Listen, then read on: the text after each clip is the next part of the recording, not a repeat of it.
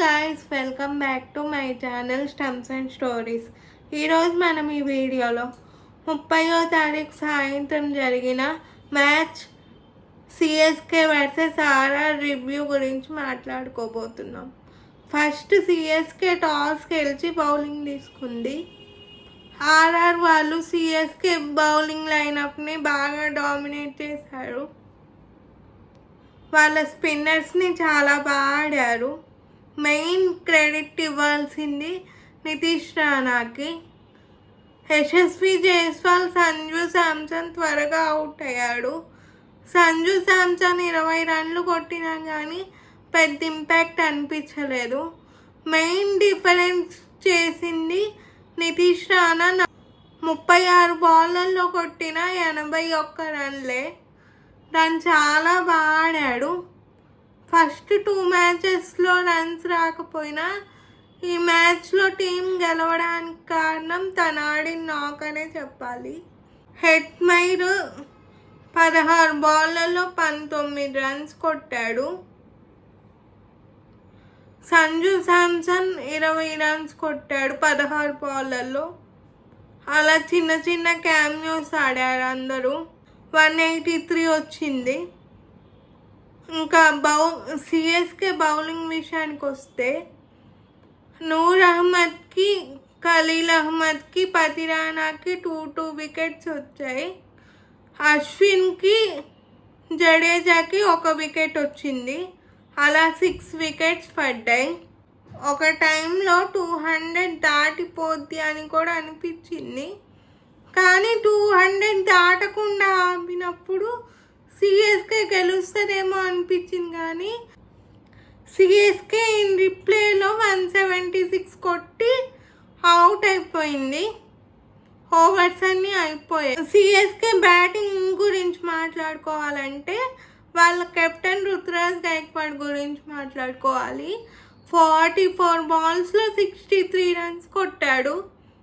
Rachin Ravindra, Jofra Archer బౌలింగ్లో first ఓవర్లోనే duck out అయ్యాడు.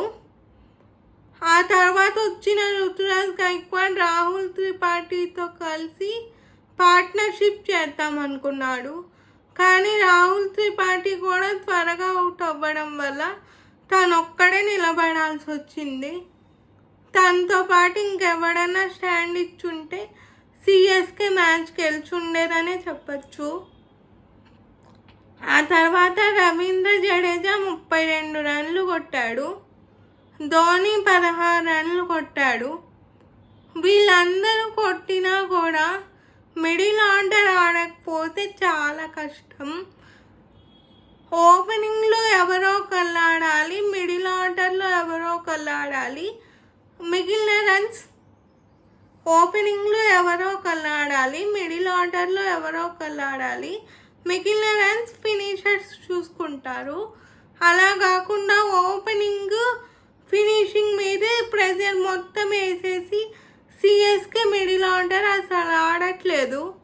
ఇంకా అయిపోయింది 3 మ్యాచ్లే కాబట్టి అది వాళ్ళు కొంచెం సెట్ చేసుకోవాలి. ఆర్ఆర్ వాళ్ళు చాలా బాగా బౌలింగ్ చేశారని చెప్పాలి.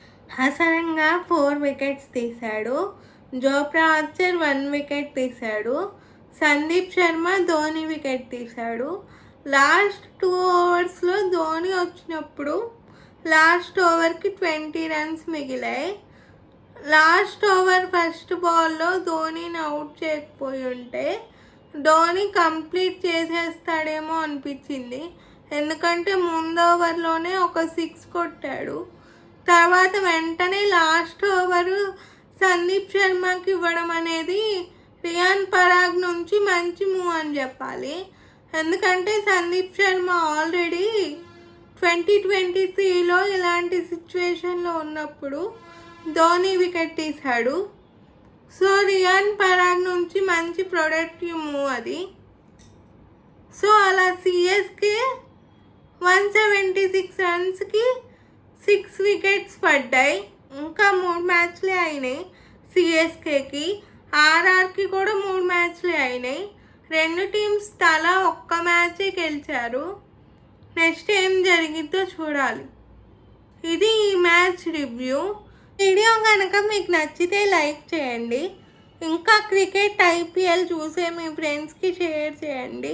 ఈ రివ్యూ ఎలా అనిపించిందో కామెంట్ బాక్స్లో కామెంట్ చేయండి. Please like, share and subscribe to స్టమ్స్ and stories YouTube channel.